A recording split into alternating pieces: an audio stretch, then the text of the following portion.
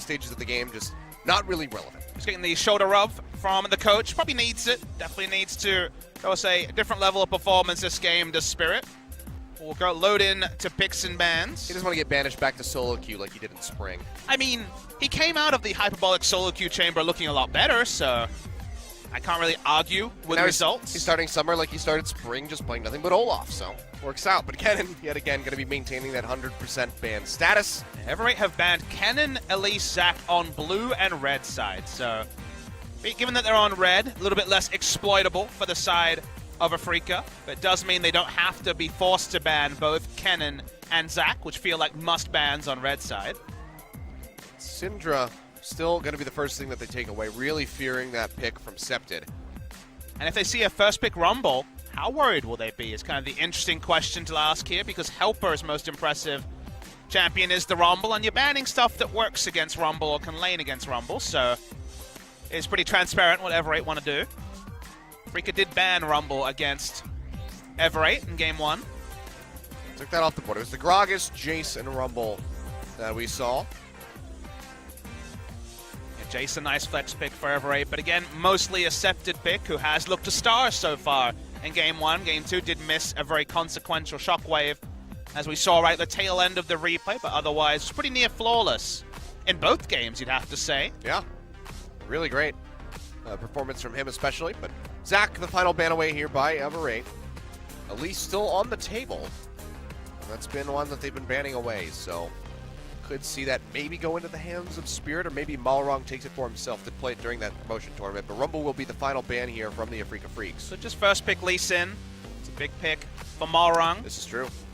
With the Rumble banned away. Would have been Rumble first pick if it was available, but Lee Sin is probably the swing champion on the side of Ever8 winners. But will they value taking away the Elise from Spirit over picking up a jungler and maybe bypass both, with both available, Elise and Lee Sin, who have pretty similar profiles in the early game? The priority on Thresh continues to rise. If you're joining us late, the big story is that with the nerfs specifically towards the harass supports, you can no longer chunk out 80 carries, specifically Lulu, Karma, Misfortune, and Zyra. The Doran's Shield doing so much work against those members. A support like Thresh actually just jumps relatively in priority, even if he hasn't been buffed. He has been indirectly buffed with the introduction of Doran's Shield, so that's why we see Thresh really, really high priority. Yeah, and Elise will get picked up here for Spirit. So, gonna go ahead, pass up the rest of the junglers that were there available for him. The Lee Sin, the Graves, goes for the Elise. Sees that it was banned away in the first 2 games, so maybe a bit of a weak point here for Ever8. So consider the top lane pool right now. It's a bit shattered, as both the Galio, Zac, and Rumble were taken away, even though Zac's kind of an edge top laner, and I guess worth mentioning Kennen as well. Gragas being blind picked by Afreeca. So where Ever8 will go with their choice will be interesting. Will they just go for Shen and deal with a pretty significant wave play disadvantages? I hear your exclamation, because we're not 100% clear if this will be jungle Olaf, but heavily expected to be jungle Olaf from Malrong. Yeah, right now, nobody hovering over the Ghost that we could see, so not really getting too many indicators, but if that Shen comes through, we can go ahead and write that one off as a jungle. So there we go. Shen locked in for Helper in the top lane, had perfectly fine performance with that one going into the Fiora in game number 1. And Olaf for Malrong. Yeah, Olaf out-duels Elise really hard, especially when he gets Ragnarok, because Elise is so frail, doesn't buy a lot of HP items. We'll be going for the AP enchant from the jungle, so there is potential for Olaf to do good things or be preyed upon in the early game. Or is going to return to the Talia in this game 3. As the techno music really starts to amp up in our new champ select music. It's not a remixed Champions theme anymore. Don't know how to feel, Achilles. It's at least like an alright song, I guess. It's not the same, though. It's not the same. There's something about there being the same song each time that certainly appealed to me, at least. I know the fans were also unhappy with some of our break music. We'll look into it. Yeah, we'll forever have the same music for the promotion tournament. That's true. That nice guitar. Also the same overlays in most seasons. Yeah. But here we go. Second round of bans coming through. Zyra actually going to be banned away here by Ever8, and LeBlanc yet again making a return. So Afreeca Trying to focus out Septed again. Do they ban the Orianna for the second is going to be the question. It's going to be no, they ban away the Kassadin. Now, that's something that Kuro has been playing a lot of, but seeing Septed jump on it in this scenario would have been a bit different. Kassadin does win lane against Taliyah super hard after level 6, and even something like the Weaver's Wall does nothing against the Kassadin, can interrupt it if she's coming in. So either way, it's a very powerful pick, but a lot of respect being shown to a champion that it really feels like will shape the meta in summer season. There's a lot of talk about Kassadin, a lot of bans in solo queue, but we haven't seen at the highest level in Korea just yet. That does mean that the Orianna is available. Taliyah does shove in the Ori early, so maybe the plan is just Gragas pushes, Taliyah pushes, and Spirit can invade and get things snowballed for the side of Afreeca. As yep, the lane focus helped a lot in the early game, you have to remember, against Ever8 in Game 2, even though they mismanaged the mid game, and about as early game as possible when it comes to pushing lanes for Afreeca Freecs. Yeah, I mean, they went for two of the hardest hit supports, and left over the karma that we just saw Tucson play there in game number 2. And there's such an obvious game plan, even without the next 3 champions. It doesn't take a rocket science to be like, well, Gragas pushes in Shen, Taliyah pushes in most mid lane matchups, and then Elise walks in and kills Olaf pre-6. That's definitely going to be a big focus point for Afreeca with their draft and pushing lanes to try and boss around Malrang in the early game, prey upon the very young rookie player. Well, going to be very late ADC picks coming through. Last pick for both of these teams. Caitlyn available. Seems like Jewel wants to move back over to that one like we saw from him in game number 1. Kramer, don't think he's going to go for the Draven again. As you say, went lane focused, tried the Draven, failed pretty miserably. Well, he was doing well. He was farming. For a period, he was doing well. Right, and the team comp didn't allow him to do damage in the late game, but that was kind of the full all-in risk. The Twitch would be definitely a possibility here. Twitch with Doran's Shield should be able to survive laning phase, even if it's not the most comfortable. Or will it be a Kramer special? Something like Sivir or Ezreal would certainly fit in there, and it's going to be the Ashe, just going full utility.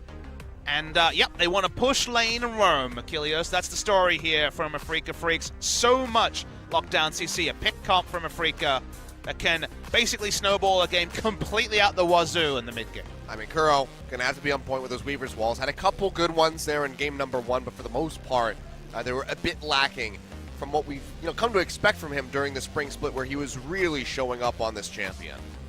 So if he can be on point with those, have that massive roam coming through coupled with Spirit on the Elise laning those cocoons, they should be able to lock out Ever8, pick them off one at a time.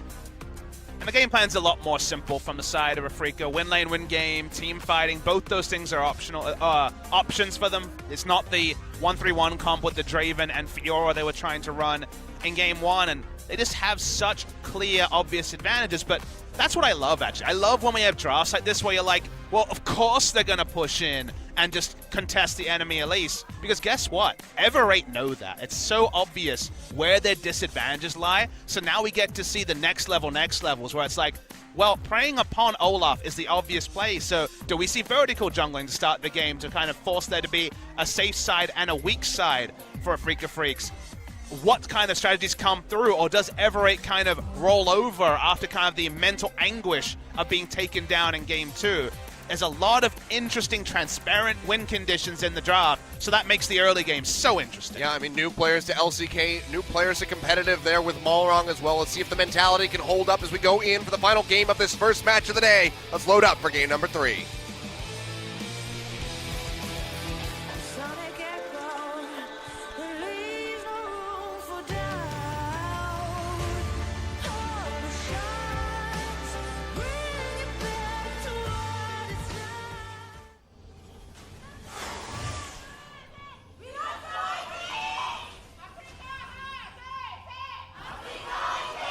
The Afreeca fans definitely here in droves over top of Ever8. Still very new organization here to LCK, so to be expected.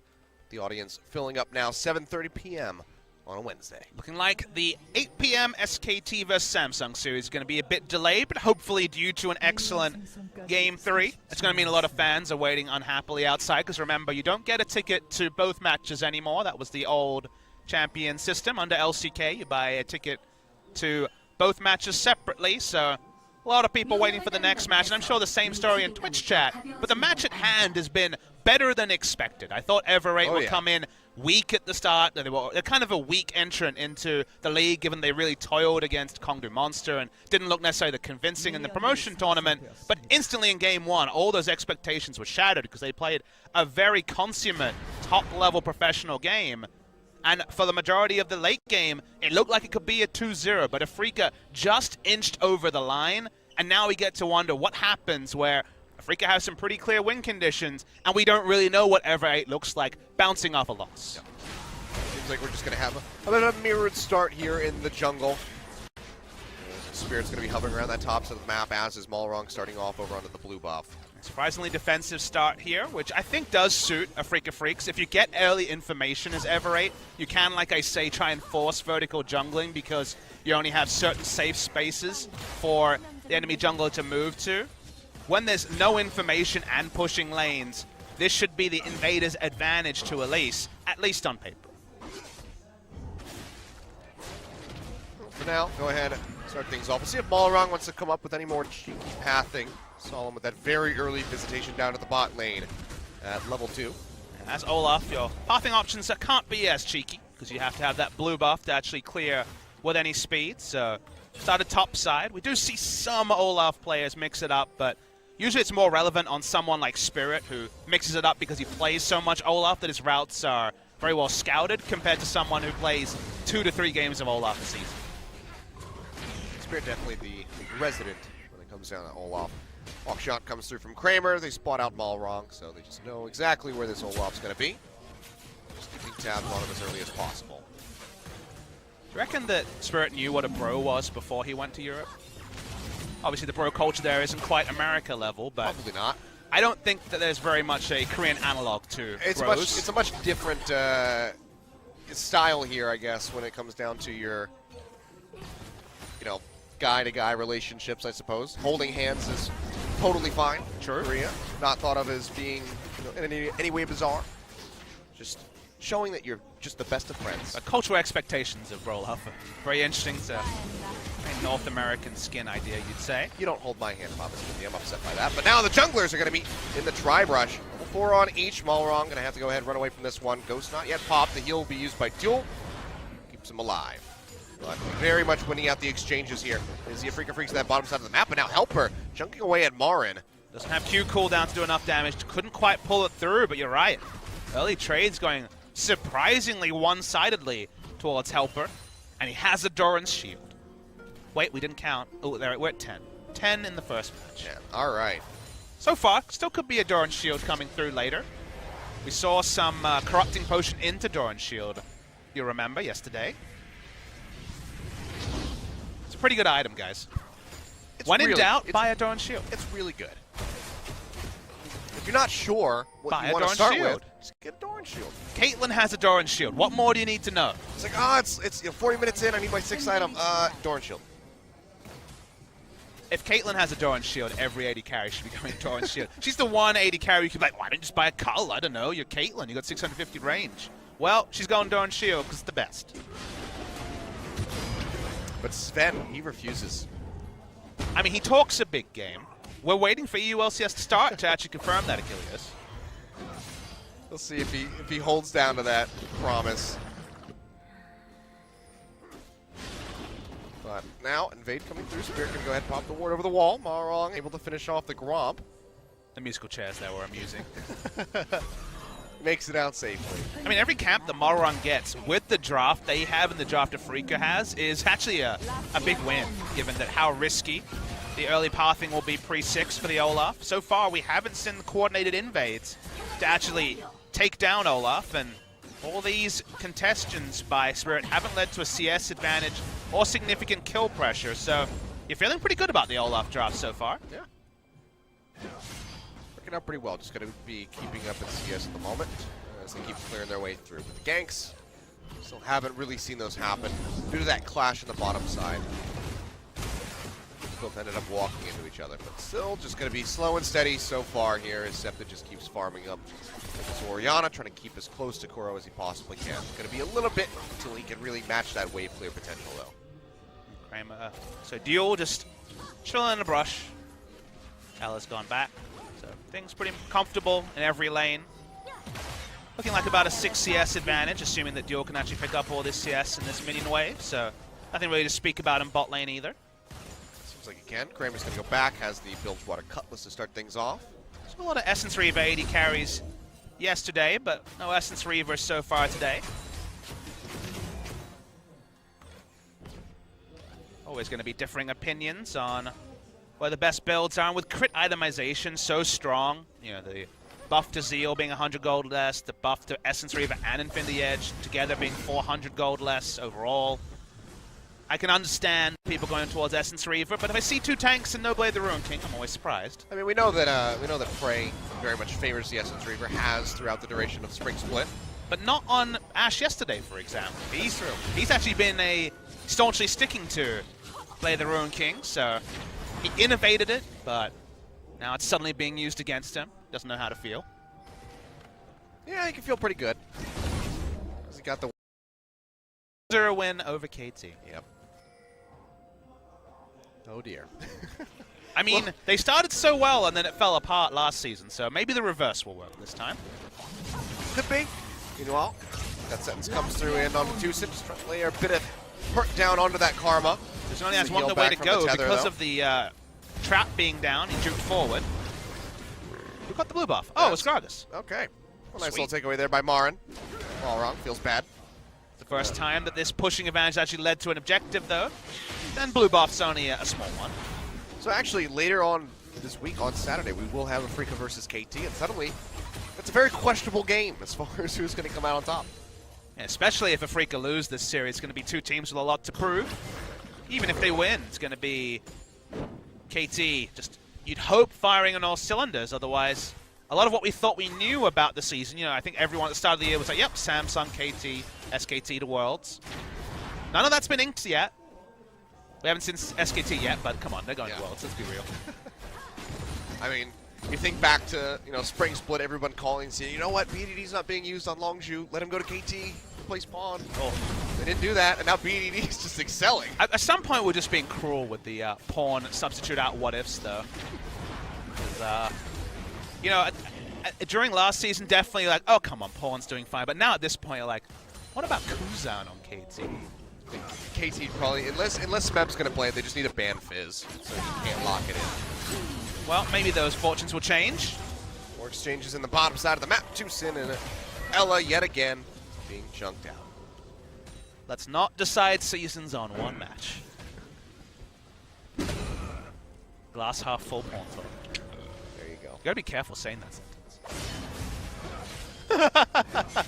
Maybe with your accent. That's true. I don't have too many issues with it. Look at you. So good at talking. Oh, yeah. I would hope so. Gotta be at least adequate at it. At least adequate. Achilles 2017. I'd be willing to rubber stamp that one. Pop a seal of approval. Thank you. Much appreciated. Well, Marin's being a huge jerk. Yeah. Doing a Papa Smithy, if you will. As expected. I mean, goodbye. Why are you even trying this helper? Maybe he's just happy getting experience. I guess. Really? That was actually probably a bad idea, given that now he can't interrupt the Shen ultimate. Oh, he's got body slam. Sure, but he probably has to flash. It's less reliable, yeah. I don't know about ulting in that scenario, but it did successfully make him a huge alpha male. They don't have Brolov skin this time, so they have to go with the skills. And even then, just the taunt missing into the body slam, just beating the crap out of Helper. If Helper gets solo killed here, I'm probably going to lose my mind. Yeah. He's recalling Achilles. He's going to try. Oh, they used to Q on the minion wave. All right. Missed opportunity. See you, nerd. Marin's perfectly happy with it this time around. Good lord. I mean, he's 22 CS up in standing lanes, which feels pretty good. Yeah. That's a decent buy here for Helper, though. Has that Spectre's Cow with the Tiamat now.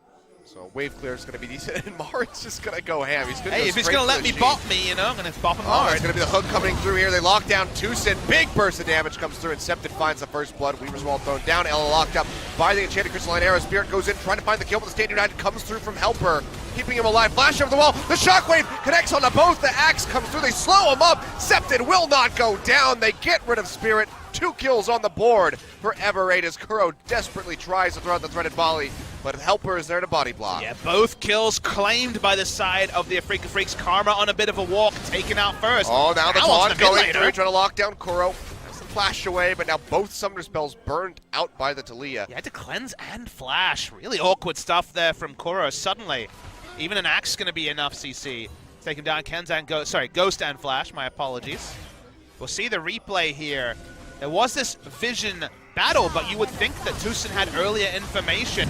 Hook registers from Ella, and they just deleted Tucson. Tucson saw him coming, and yet still offered himself up for a hook. I like Spirit just waiting in the brush. He's like, well, I don't want anything to do with this. Comes down on the wrong side of the wall, has to flash away, and a massive shockwave from Septon, already lining things up for his team, helping him to get out to an early lead. Ever8, only 400 up, but still, it's going to be a nice start getting those kills in, onto the Orianna, onto the Olaf. Yeah, Marin just continued to extend the CS lead, and crucially, Helper didn't even pick up an assist when he came in with the Stand United. In this lane, though, we see Alex get picked. So far, a lot of damage onto him. He's backing away. He's going low, going to flash over the wall, in over to the Krugs. TP comes through from Marin, gets the cask in onto Septon, knocks him away, comes up with a kill. Nicely done by him. That's going to open up a lot of pressure in onto this mid turn as Kuro starts chipping away. But ball wrong in the vicinity. Be able to clear out these minions with the axe throw, the undertow. Super clean stuff from Marin. Extra burst on the Sheen, helping out to secure the kill even more. Now they have a lot of control over bot side. We knew this was the potential with the pushing lanes and the Elise invading. But having the mid laner go down means they should have pretty much full control over red side Ever8 winners jungle. Yeah. So even though Kuro doesn't have that Weaver's Wall to offer up to get down to the bottom lane, still have to kite back away from the turret, showing respect for his duel and Ella. Still very worried about that potential CC chain that we can see come through with the arrow into the tether or the cocoon. That's why you see any given order. That's why you see Ella just dancing around maximum experience range and being ready to throw out a dark passage at any point. It's the respectful way to play the lane. Yeah, it's been a really good performance from Ella, you do have to say. I was always a big fan of Ella, the benefit of Cassian when he made his debut in China on Snake. Ella and Crystal, the famous Kalista and Draven lanes that Crystal liked to run. And Ella was kind of an unsung hero on that team, but never played professionally at the highest level in Korea before he went over, so didn't have much of a reputation. Beast, his duo or Korean partner on that team, no longer in the competitive scene from what I know, but Ella, coming back over to Korea, getting promoted up, and has been around his sin a lot, has so much experience that it has to be invaluable because definitely has played the most competitive high-level games on the Ever8 team by far. Yeah. Stuff, man. Wasn't the most impactful during the promotion tournament. Played nothing but the Lulu and Zyra and a couple of those juggernaut. And he was a peel support in China. Jana was probably his biggest pick back in the spring season when I was there. And, obviously played through metas and has other tricks to his bow. But if you put a hyper carry next to him, he's very consistent on his results. Yeah. And Thresh has been very good from him. The Tom Kench especially there in game number 1. Very much on point. But for now, just going to be a very tight-knit game, despite the kill lead here for Ever8 gold, even across the board. As they start stretching very slight leads in the bottom and the top lanes. Yeah, being behind in gold because of that last kill going over, even with a completed Iceborne Gauntlet for Marin, he's just looking to continue to be a split push threat. Doesn't matter the champion or the build, he's always looking to take down some solo turrets. Yeah, can already move up the minions very quickly, so now having that extra turret threat makes him a big concern there for the side of Ever8. Ash Arrow comes through, finds duel first and foremost. Dark Passage is down, but the damage is just too much. Beautifully chained CC from Afreeca Freecs comes with a kill. Yeah, the layering was the real thing to call out there. No chance for duel to flash, could only heal in that scenario. Look to try and get first brick in the bot lane. That's why Marang is positioned here. I don't think you can really contest Kramer too hard. But for now, Afreeca had largely positioned up towards the Drake, and thus it means that, at least for the next couple of moments, the turret will live. Yeah. So another pick comes through. Holds up duel a little bit there. Gives Kramer even more breathing room. 21 CS up now. You see on that Ash. So in a very nice spot. Helper still chunking away at Marin where he can. damage to minions down, but you pull the sword through a champion. You still do trade damage as Shen. Oh, they walk away from this turret for a second. Afreeca Freecs are still nearby, so first brick will be coming through for them. Let's give them a nice little burst of gold. 1.5 thousand now in the lead at 16 minutes. That's why I said only a moment. Realistically, you can't have the Olaf wave clearing from multiple minion waves. You'll lose too much across the jungle and positioning in top lane, so do lose that bot lane turret at 16 minutes. Scepted's going for one of the rarely spoke about Orianna ganks top. Yeah, on for the roam up, comes around through the tri-brush barn, very far forward. Scepted flashing in, pulls the ball back to himself. Nice cast will knock him over to the other side of the Weaver's wall as they try to dive in here. Oper tanking up the turret, Balrog able to pick up the kill, but can he make it out alive? Shield comes through from the Orianna, keeping him relatively healthy as Kuro keeps firing away with the threaded volley. There's down quite a bit of damage. Shockwave comes through, Kuro down to half HP, and Spirit waiting in the wings. They collapse forward for this one. Spirit roaming in. Flash obviously used here by Scepted. Candy United comes through. Pops the distance down onto himself. Help for dashing forward. Flashes in for the taunt. Locks down Kuro. Can they find the kill? Dissident's not going to connect, but one more hit will do it. There it is. Helper finds it. Nice forward play there.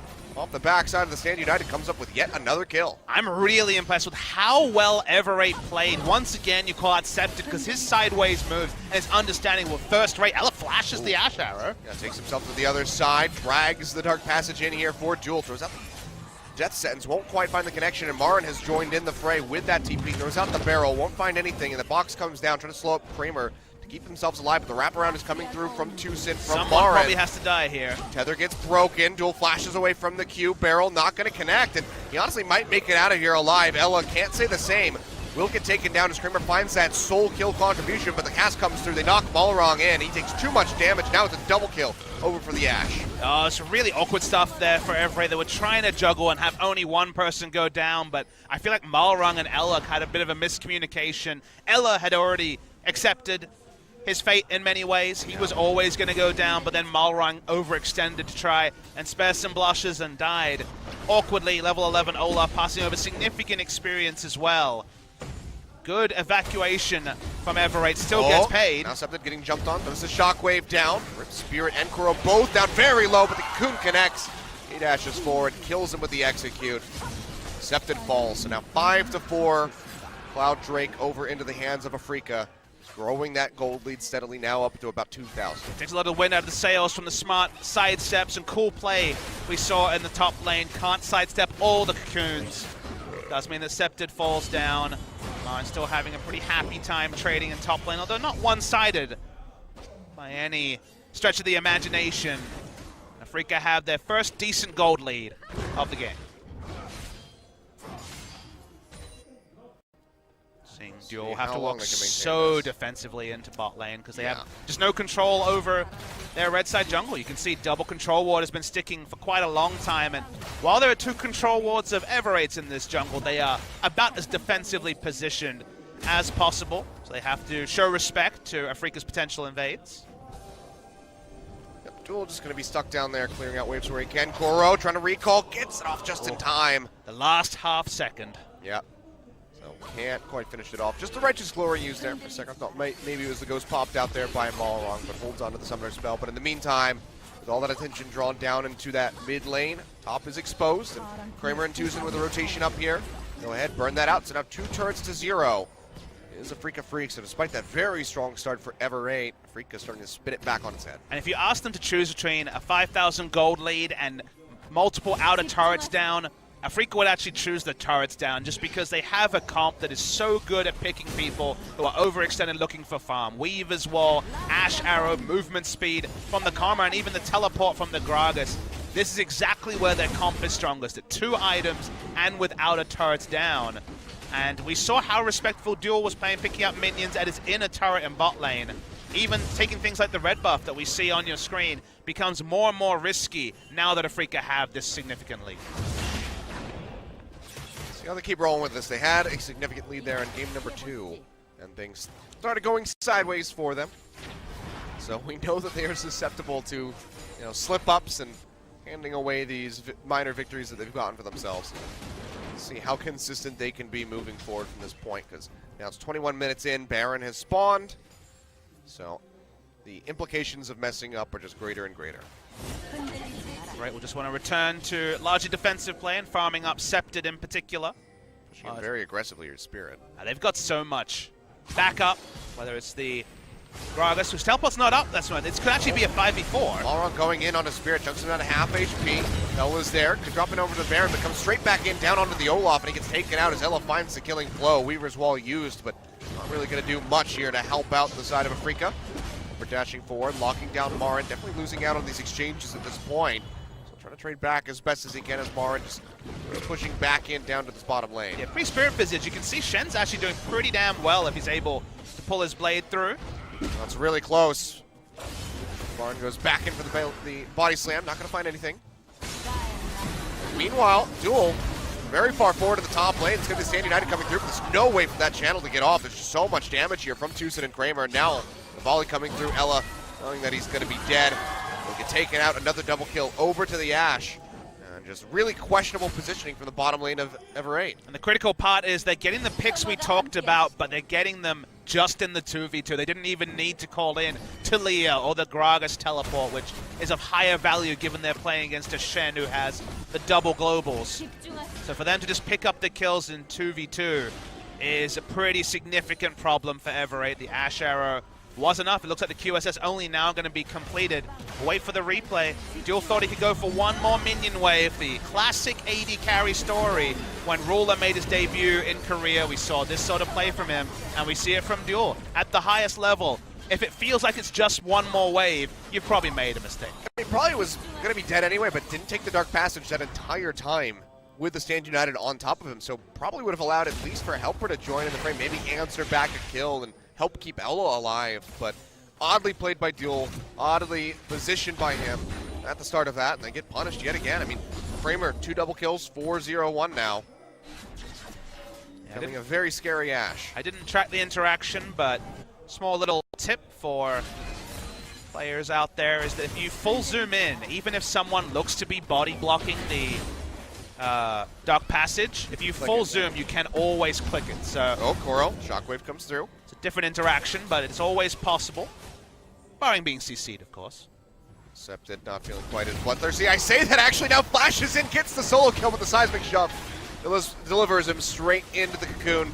Spirit's there to pick up the pieces. That's a big win for Ever8, though. It ended up being a 1v3 because Karma was the first to react in mid lane, and obviously we saw Spirit clear up the kill. But they get the top turret, but awkwardly, still the balance is with Afreeca. They're looking for more. Yeah, I mean, tier 2 turret here in this bottom lane going down. So much pressure being applied by this Karma Ashe duo. Kramer is so far ahead. There's really nobody that can stand up to him at the moment other than, Helper. It's something they've had 2 games in a row. In game 2, it was very much about Rumble being significantly ahead and playing around that. This time, it's the duo lane. So multiple people standing up for Afreeca over the course of game 2 and 3. Well, maybe trying to bait this out for the Ashe arrow. Knows that he has a QSS and Ella backing him up, but Kramer's not going to bite. Tucson went back to base, so just looking to clear out the waves where he can, keep the mid lane safe.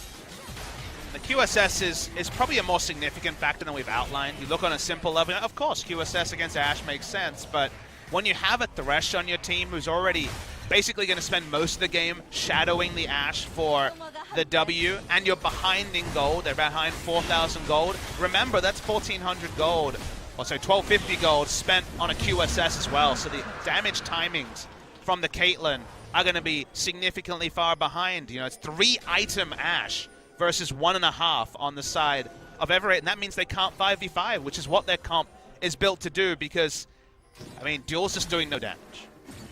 Yeah.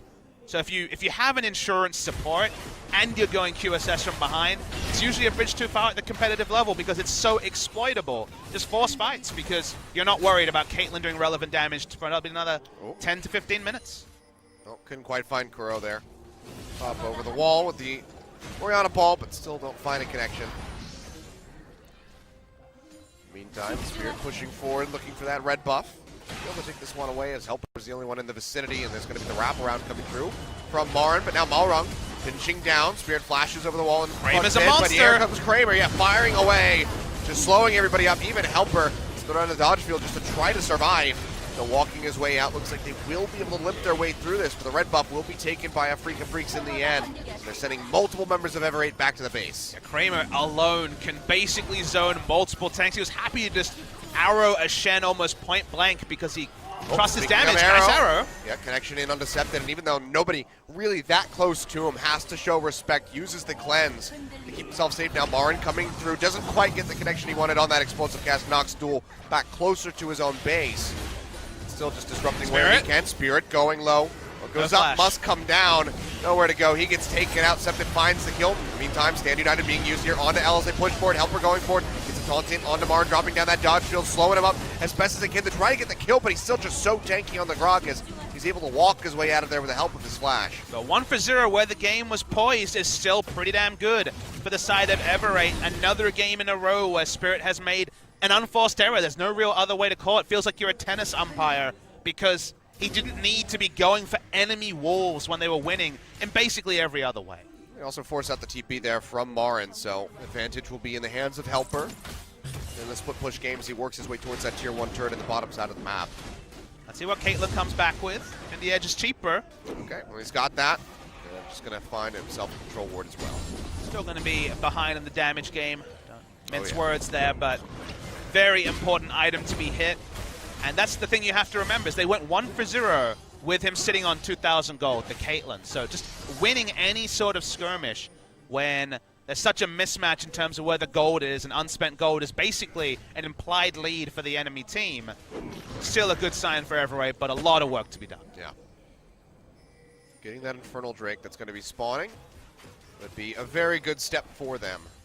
But this game should be Afreeca's in terms of what happens next. They should be able to plonk 2 control wards down, face check the Ash Arrow, and pick up kills. So they should have the run of the play, and if they don't, it tells you a lot about their vision game, because vision supremacy when you have an Ash who is just wildly strong, when you have other pick options, should exist for Afreeca. They should not be trading objectives with Ever8 winners. Yeah, I mean, Kramer's got his own QSS now, so even locking him down is going to be very difficult. So the death sentence not going to be as effective. It's really going to be down to Septed to just, 100-0 as best as possible. Ashero comes through, does connect it on Septed. Seismic shoves there.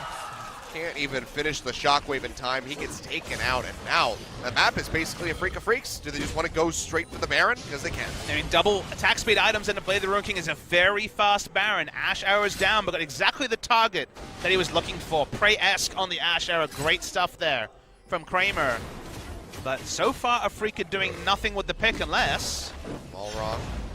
Gonna be difficult. Slow up here. Yeah, it looks like he's just going to chip away. But they see Olaf fighting, so that's why they turn on to Baron.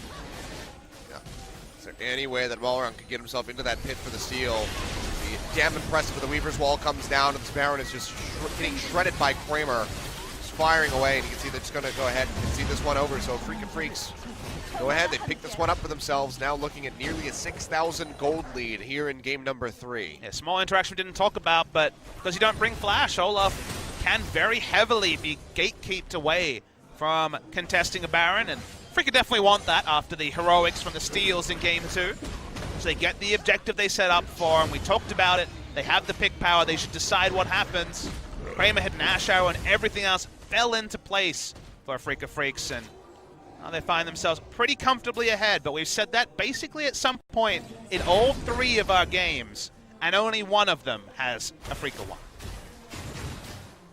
Infernal Drake, definitely something that Ever8 is going to have to try to contest here. If they can pick that up, getting that extra 8%, especially onto somebody like Septed, be very massive for them in team fights moving forward. But if it goes over to the hands of Afreeca, that 5-1, that 5-0-1 Ash is going to be doing that much more damage. 5-0-1 and up 40 CS at 320 at 30 minutes.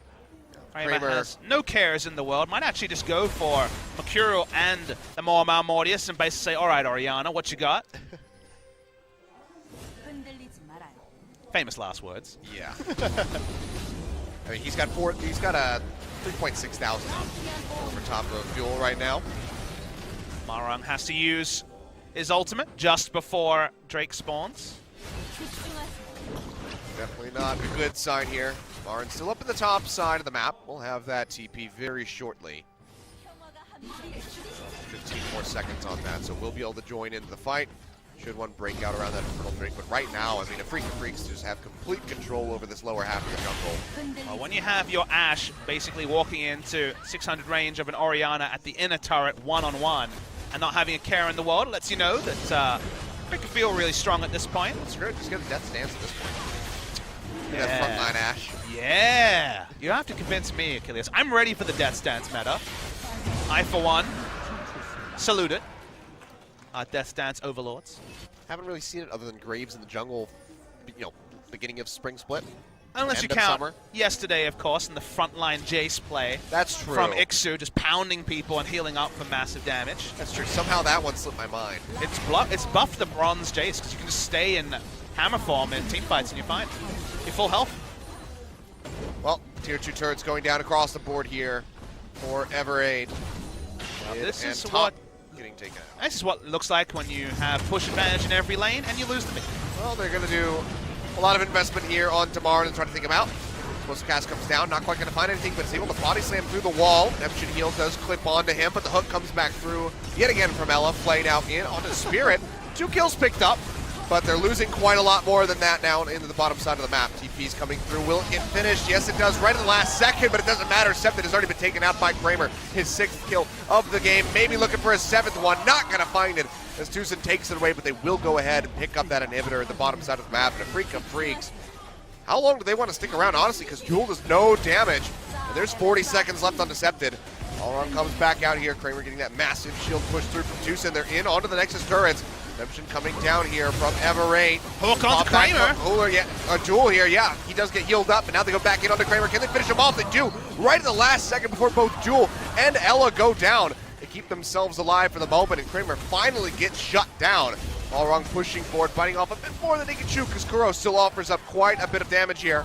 Looks like he will be able to make it out safely as he wraps his way behind the minions, making sure the threaded volley can't find him, but inhibitor down. Kramer finally killed, but things still looking pretty abysmal for Ever8. While it looked like comical levels of aggression overstaying in the 3v3 when obvious respawns going to come in soon for Ever8, it took a miracle hook onto Kramer to actually allow Ever8 to halt off losing at minimum 1 Nexus turret. Kramer will come back with another litany of items. He is only the more Malmortius completion short of 6 items at 33 minutes, and you know, Spirit decided to have a front row seat to Marin dying in top lane, even gave over some gold himself, but the real action was happening in the bottom lane. They break the base, and, well, they want to kill Septon. Yeah, Weaver's Wall coming through, Septon on its lonesome, throws out the Shockwave. The repel is there from Spirit to dodge that one out. Ball wrong. Knocked into the wall, body slam comes through, so they try to lock him up. Does have the Ragnarok available still, might have to use it, there it is. So it does come through, and the Dark Passage tossed out to really make sure they can drag him out to safety. But this is just going to be that final outer turret going down here. Favor the Afreeca Freecs, 7-1 in that regard as they get ready to stretch towards 10,000 gold in the lead. Kramer alone in mid lane again. His respawn comes in strong, looking for some backup CC, but not finding any.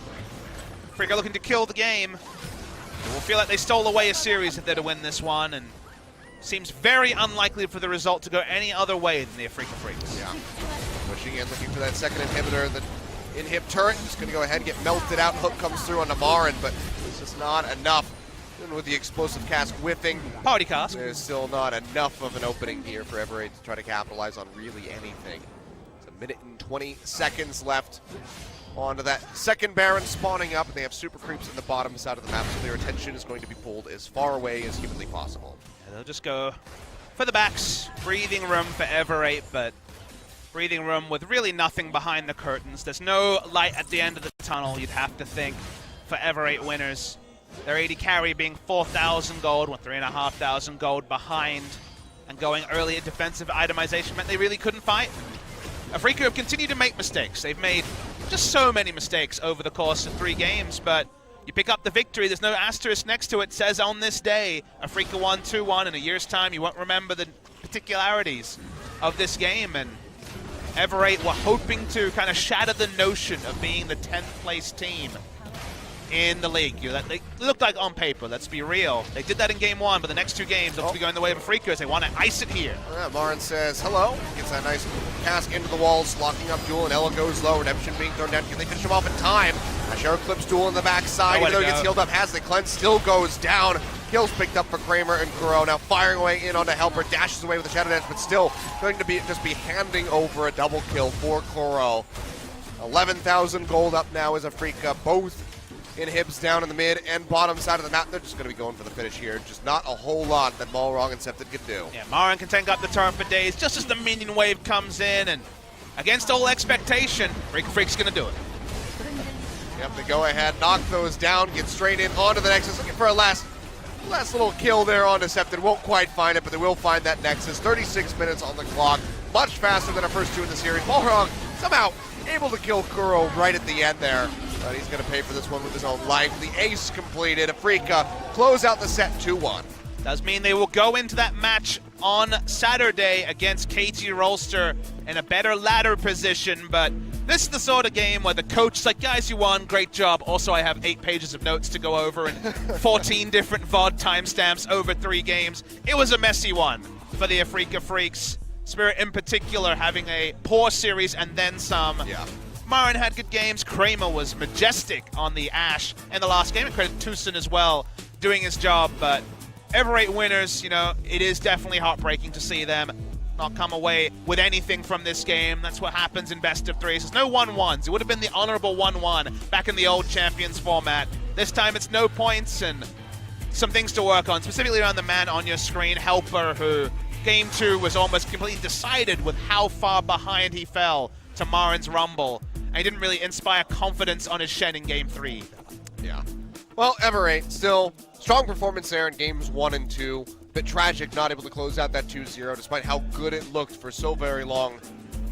But on the day, they walk away with that loss, but at the same time, they're still higher ranked than KT Rolster. That's how wins and losses go, you know? Afreeca Freecs can walk away with the win and laugh at KT fans. And that's really what Champions is about. If you think about it, at the end of the day, SKT always wins, and at least 80% of the fans are laughing at KT. For time immortal, that's just how things are going to be, I suppose. Sadly, that is just the way it is. All right, well, Afreeca Freecs, first game out, put that win on the board.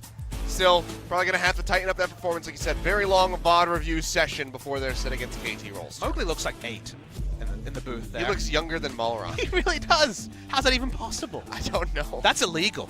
I'm going to tell Riot. He's actually like 15. You can only be like 3 months younger than Malrong, otherwise you just can't be playing on the stage. Yeah. They doctored his papers. Malrong looks pretty sad. Remember, he could have played Lee Sin in the final game. It was left available, but chose the Olaf that certainly wasn't one of the big downfalls of the team, but couldn't really have the playmaking that he did in Game 1, where he was right up there with Septed. And specifically that duo was on the same page as Kramer. Pumped out the damage this game, that's for sure. Yeah. Just quite a bit of it, so much that it goes off the screen. That's true. He did 3,013 damage, lol. 3,113 damage. What on Ashe? Huh. Absolutely terrible. Cacao-esque. Yeah, I mean, even the Thresh did more than him. Embarrassing. You can only judge people by what it says on the screen, okay? Yeah. Well, yet again, almost 1,000 DPM for one of these players here, and Kramer will be able to walk away with the MVP, tying up everybody. That 76% kill contribution, 8-1-5 at the end of that game. So really good performance from him. And the arrows, you know, the arrows is something you have to call out, because honestly, Ashe arrow accuracy is basically all of the champion's power. You can only really separate Ashe players on how they use the ultimate. And in this game, multiple picks, you know, some of them easier than others, but a lot of them using terrain smartly. And the one onto Septed when his cleanse was down probably sealed the game. We're going to see it here. This is how you use Ashe in competitive play, ladies and gentlemen. Out of vision, knew that there was no wards put there, as Ever8 had been played much more defensively, and then you just have crazy amounts of damage, free auto, and no one was going to be shutting down this Ashe. Yeah. For some reason, we're watching the top side of this replay when the Ashe is at the bottom. This game is being decided on the minimap. Look at Ashe on the minimap doing such good stuff. They just wanted to throw something out there for Ever8 to feel good about. So they're like, here you go, here's those 2 kills you got, and then there you go, back to getting dumpstered by Kramer. Yeah, Kramer's doing crazy damage. When you have Blade the Ruin King double Zeal item, when the enemy Caitlyn has Berserker Greaves, Hurricane, a BF Sword, and a QSS, you win that game 9 times out of 10, and so Afreeca did. Yep. They destroyed. But still, again, even though KT had that rather abysmal performance against Longzhu just yesterday, there's still going to be a lot of prep to be done here by Afreeca when they get ready to go to that set on Saturday. I mean, I feel like I have no information on who will win. Like, you kind of want to give Afreeca the benefit of the doubt, but did you see this series? They don't deserve much of the benefit of the doubt, but yeah. KT look pretty woeful themselves. Does Kramer play like that? Then yeah, maybe they win. I mean, you can make very simple statements like KT's on a 5-game losing streak because they lost 3-0 to SKT. Stats can be woven in different ways, Williams. Yeah. Panic stations for KT. They've been at a 0-5 deficit for months now. It's true. I haven't won a game in months. I don't know about this KT roster team, guys. But there we go. Kramer picking up the MVP alongside Marin out of the top lane. So let's go ahead, hand it over for the interview, and Joel will be taking over the translation as always. Thank you very much, guys. We're here with Afreeca Freecs, who did have a tough showing against the newly promoted team Ever8 winners, but we do see them pick up a win. Aside from the heart, we do see them get a 2-1 victory against Ever8 winners, and we're here with today's MVPs, Marin and Kramer, for the interview. 오늘 첫 경기는 LCK 첫 데뷔전을 치른 Ever8과 아프리카의 경기가 있었습니다. 그 결과 So the first match of the OGN presentation of the LCK does result in a 2-1 victory for Afreeca Freecs, and we are here once again with the MVPs today, Marin and Kramer, and we'll have an interview with these guys. 축하 말씀드리겠습니다. Congratulations, guys. How do you guys feel? 네, 축하드립니다. 네, 오늘 경기가 굉장히 쉽지 않았어요. Because we know that today's game obviously didn't look tough, very easy for you guys. But how did it go? On the positive side, we did get the win, and I did get the MVP, and so that's something positive to look at. But aside from that, we can't just be all happy about this because we do have a lot of work to do, resulting from this win.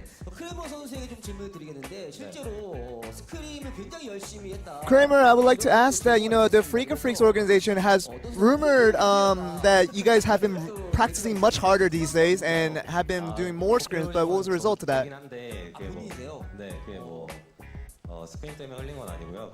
Yeah, I think trying to, do a lot of different things during scrims and try to be more experimental.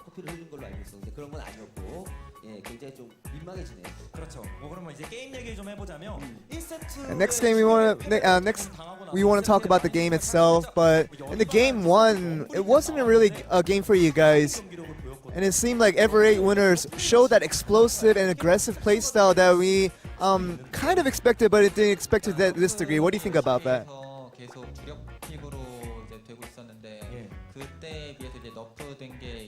Yeah, I think the Fiora is supposed to be one of the primary picks in this time of the current meta, but with the recent nerf to the E, that kind of hurt it a little bit, so I didn't get as dominant performance as I could have been. And it seemed like Afreeca was on the quiet side for most of the game one, and Ever8 winners, especially on the mid and jungle, have dominated you guys. What do you guys think about that?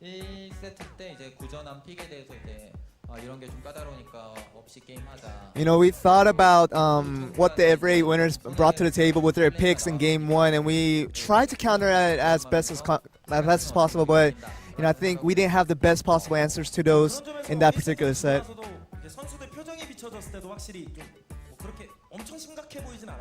But it seemed like, even after that loss after game one, we saw your expressions, and it wasn't as severe as we, thought it could have been. But what was your feeling after the game?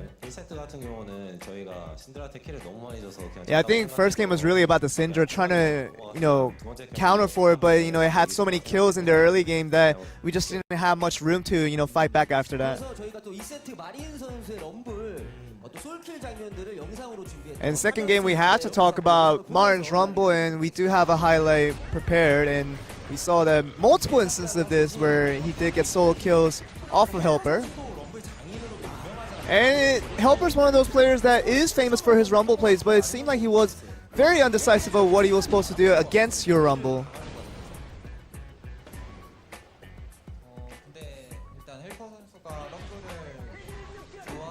Yeah, it seemed like, Helper does liken the Rumble very much. I think that's why he went a little bit more aggressive than if he didn't know the Rumble at all. I think I think he was just trying to live on the edge and just kind of play on the edge. I think that's what costed him multiple times, and those close inches really cost him a lot.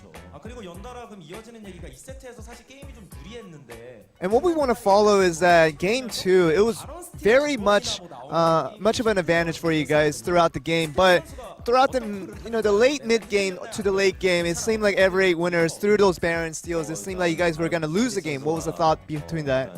자기가 이제 스마 싸움이 안 된다고.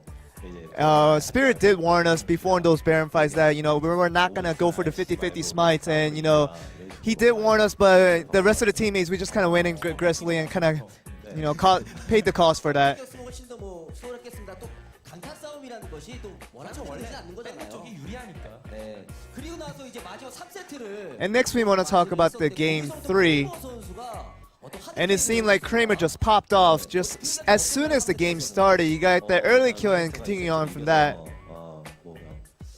좀 쉽게 할 수 있다고 저는 생각을 했는데. I thought we were wanting to take it slow, but we got the opportunistic kill that, and after that, we just kind of racked up the kills after that, and just the games turned out to be easier after that.